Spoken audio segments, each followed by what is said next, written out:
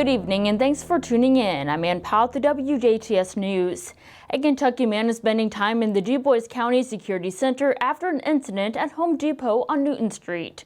Jasper police responded to reports of a reckless driver pulling into the store parking lot at around 12:15 p.m. on Thursday and found nobody inside the car when they arrived. The driver, 41-year-old Joseph Camley, came out of the store and tried to get in the vehicle. That's when police say he became erratic and jittery, prompting them to search the car. Camley then went back into the store when police searched the car, and they found 14 syringes. When arresting Camley inside the Home Depot, employees told police he was frantically yelling and running through the store. Police also learned that he ran out the back door before running immediately back into the store prior to his arrest.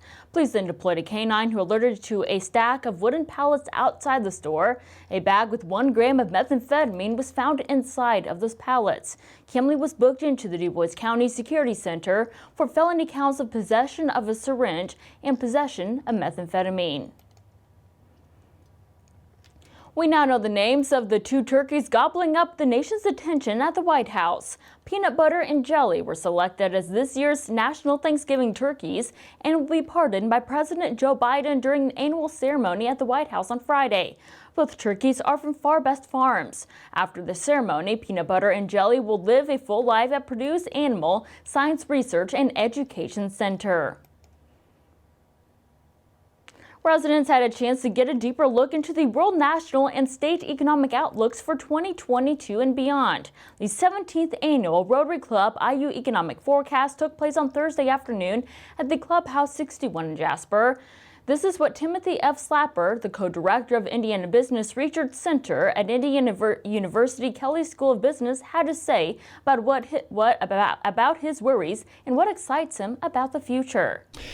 What excites me is that we may see a complete rethinking of our supply chains, and the fact that there are vulnerabilities baked into them because we are been going after the lowest cost, most efficient supply chains, and we find that those are not robust.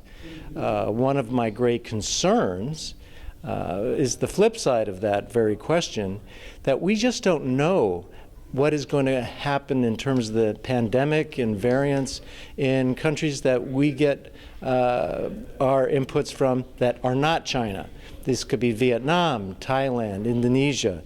This could be other sources across the globe that may have different sorts of pandemic surges, and as a result, ports are shut down, and instead of ships piling up, as it were, in Long Beach, they might not even be able to leave the port of Jakarta. Willard E. Whitty is a retired economics professor that continues to work in Indiana Business Research Center and had this to say about how long he thinks we will see the effect of the supply chain issues. I think that a lot of the supply chain issues will be worked out over the next half year or so. So by the middle of next year, I think that things will look better. Well, of course, inflation rises in the prices of goods, so it means that everything costs more and your paycheck just doesn't go as far. The Jasper Rotary Club IU Economic Forecast will air here on 18 WJTS TV on Tuesday, November 23rd at 8 p.m. Eastern Time, and again on Wednesday, November 24th at 1:30 p.m. Eastern Time.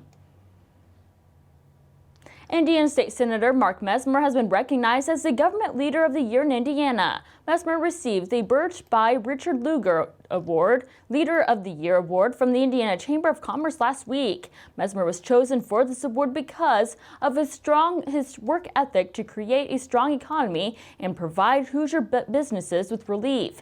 This includes his work on Senate Enrolled Act 1, which passed the General Assembly this year. This new law protects businesses from COVID-19 lawsuits. Campbell International is welcoming 2 new members to their executive leadership team. Courtney Smith was promoted and named Chief Operating Officer of Campbell International's Workplace and Health Business Units, and Michael Rock was named Chief Customer Officer of Workplace and Health. The evolved executive leadership team structure is designed to help the company win and scale in 2 of its strategic end markets, workplace and health.